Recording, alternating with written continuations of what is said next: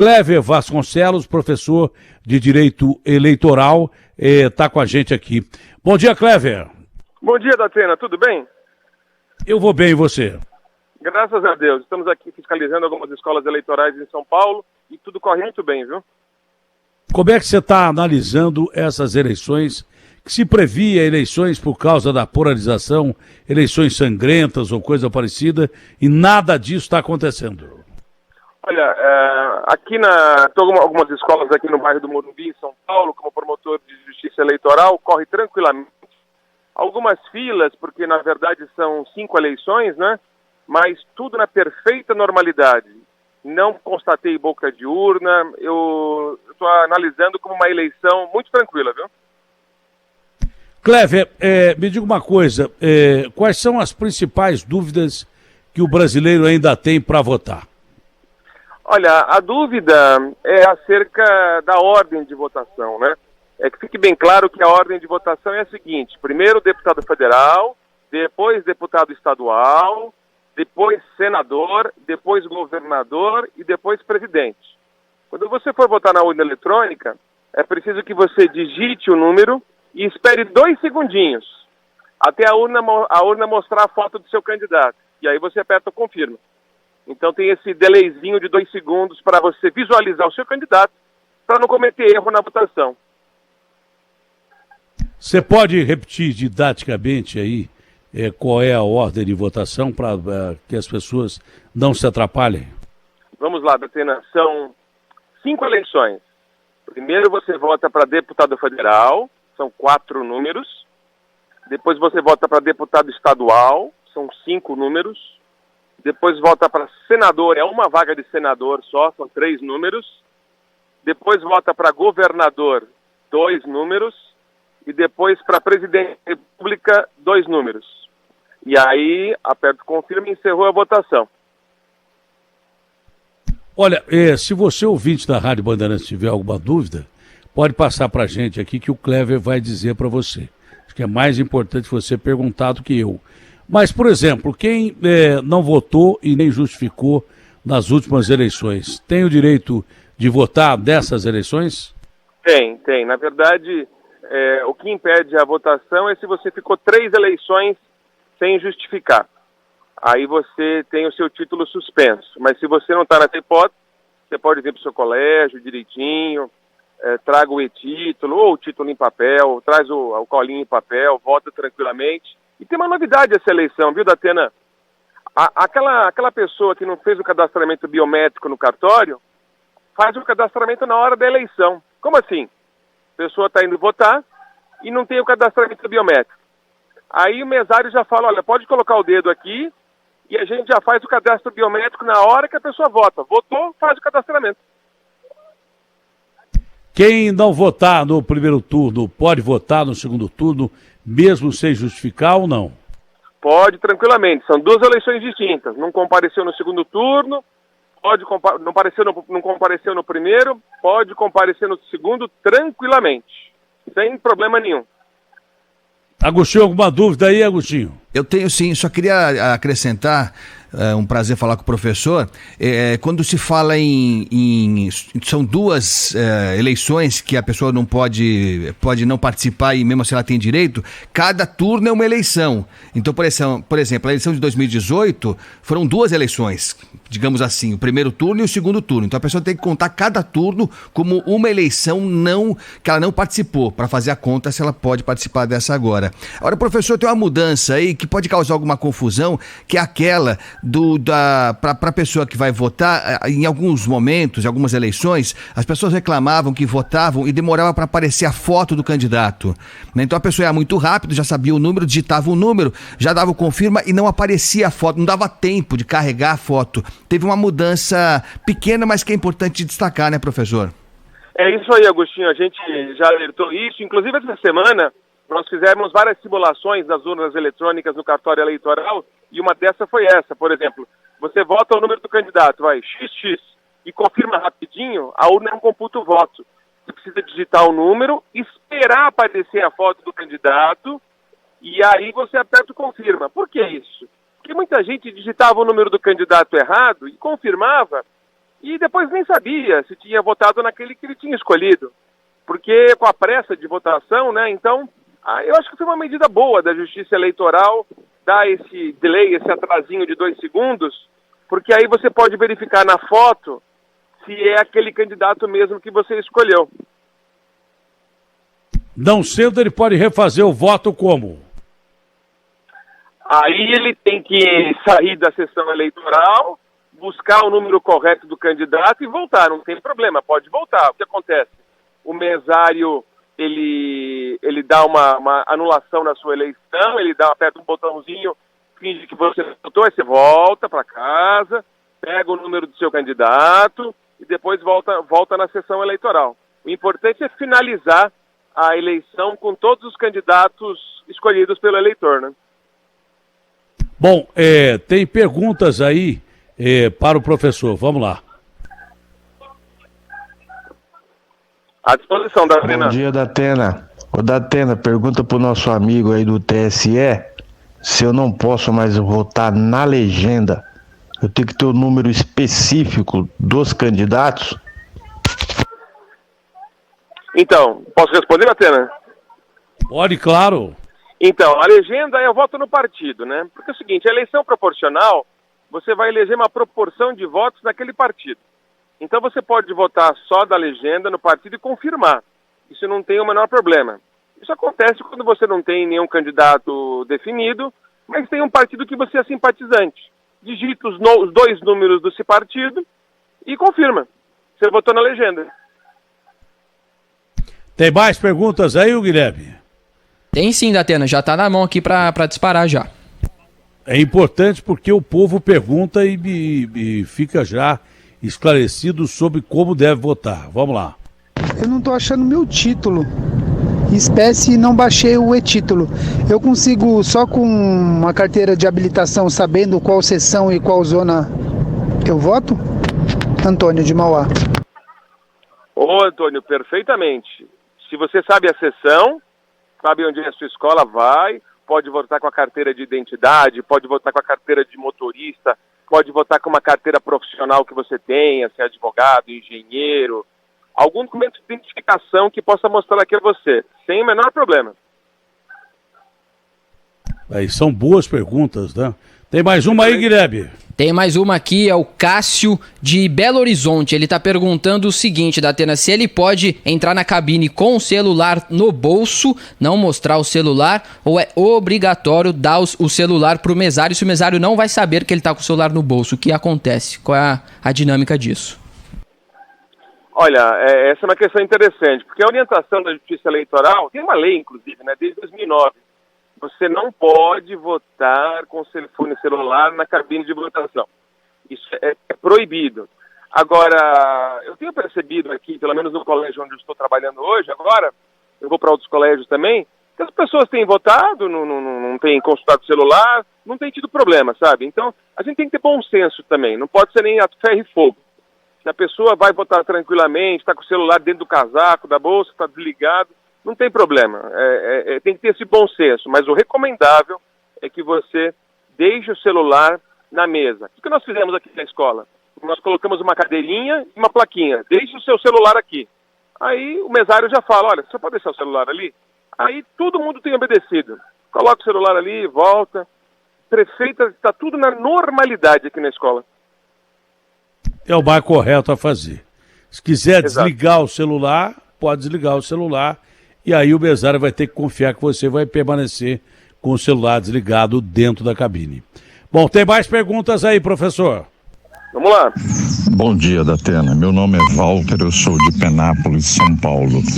Eu recebi no Zap agora umas publicações de urnas de Nova Zelândia, Singapura, Japão, já encerradas e divulgadas, boletins de urna.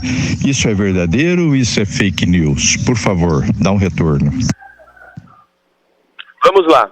Quando encerra a votação, o que acontece? É tipo assim, aquela maquininha de cartão de crédito. Sai um papelzinho como se fosse um extrato do número de votos de cada urna. Como nós temos aí urnas no exterior e o encerramento da urna provoca a emissão desse extrato, esse extrato tem que estar disponível para os fiscais de partido político. ainda que sejam urnas do exterior.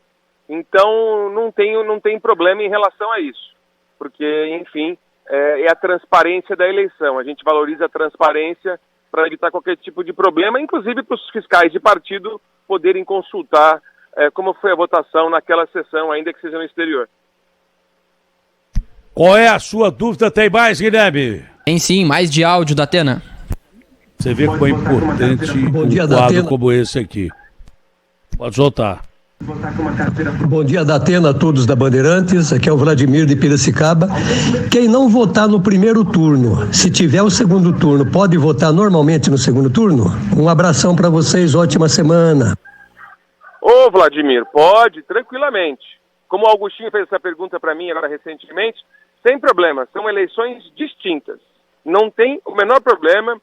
Dia 30, havendo o segundo turno, se for o caso, tem eleição estadual, eleição nacional. Não tem problema, pode votar que você não vai estar cometendo nenhuma ilegalidade, não vai fazer bate-volta na sessão eleitoral, comparece que você vota normalmente. Se cada turno é uma eleição, por exemplo, eu não votei nem justifiquei da eleição passada, são 2 eleições.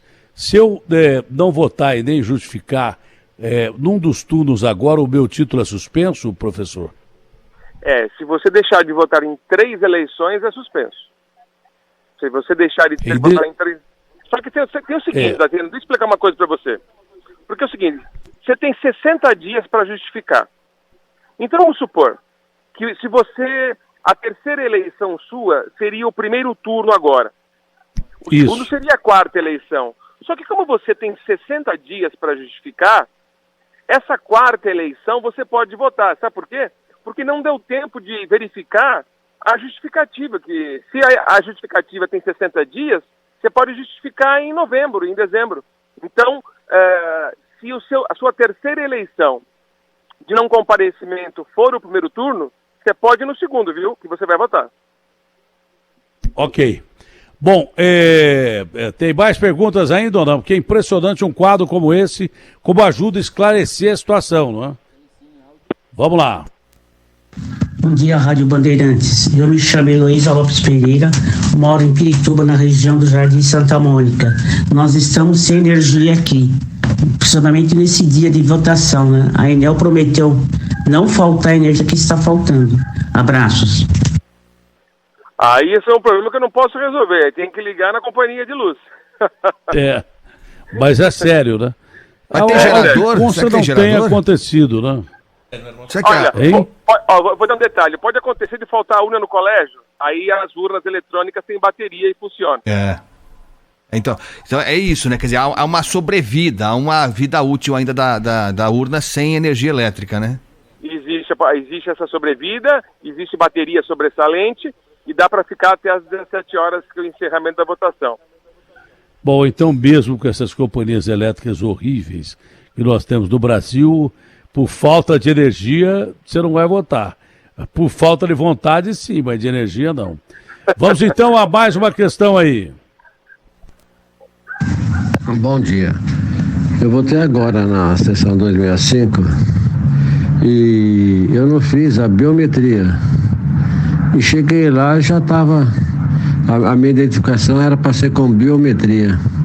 Isso está correto?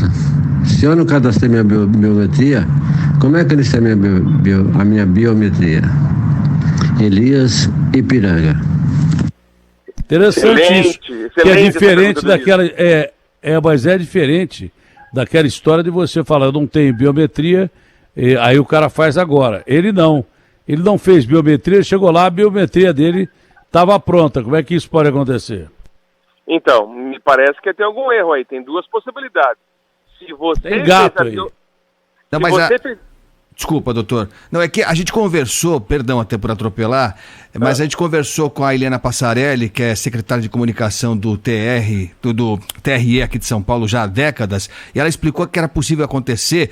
Vai ser um caso excepcional, mas houve um cruzamento de dados. Então, por exemplo, no meu caso, eu não fiz a biometria na junta eleitoral, mas eu renovei minha CNH agora recentemente. e fiz a biometria. Então é possível que eles cruzem dados do Denatran e tal e utilizem a minha biometria sem eu ter feito especificamente para a eleição. Mas é possível que alguém tenha feito cópia de silicone e tenha botado na biometria sua também. Não, aí já não é o caso da Atena. Esse caso da biometria, se ele fez biometria, por exemplo, na CNH, esses dados são cruzados, o TRE... Mas quem não fez? E quem não fez? Como é que apareceu a biometria do cara lá? Aí eu acredito que esse não seja, com todo respeito ao ouvinte, não seja uma informação verdadeira. Olha, tem CNH que o cara precisa ir na aula e tem que botar o dedão lá. Os caras estão fazendo cópia de silicone e botando o dedão do cara lá. Aí a gente vai parar um inquérito e vamos resolver isso aí. Para botar o dedão de outro cara lá no lugar do sujeito que está votando... Bom, eu sempre sou aquele cara desconfiado, às vezes até demais, mas é bom ficar de zóio, como disse o outro, né, professor? Bom, vamos a mais uma pergunta. Bom dia, Datena. São Paulino ontem perdeu o título, hoje pode votar normal? Um abraço pra vocês. Anselmo do Capão Redondo. Quem tem 3 mundiais pode. Só quem tem 3 mundiais é que pode.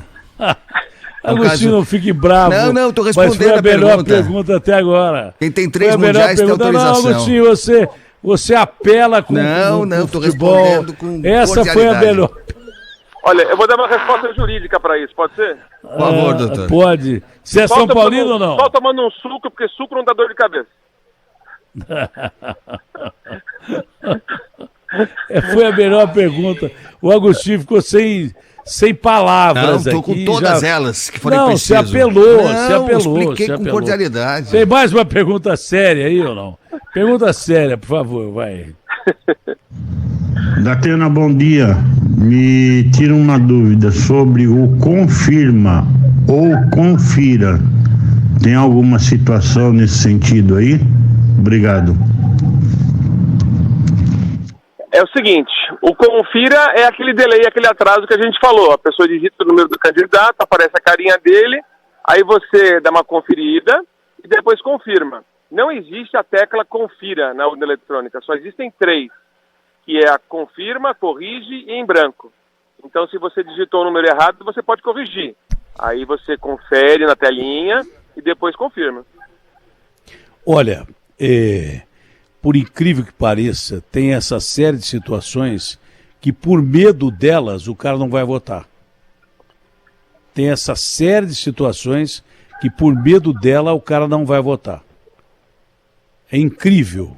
A abstenção no Brasil é grande, muito porque também até agora o cara entrou no mercado e não achou nem papel higiênico, mas muito porque o sujeito fica com medo de votar, com medo de não saber votar. Então você vê que as mínimas questões...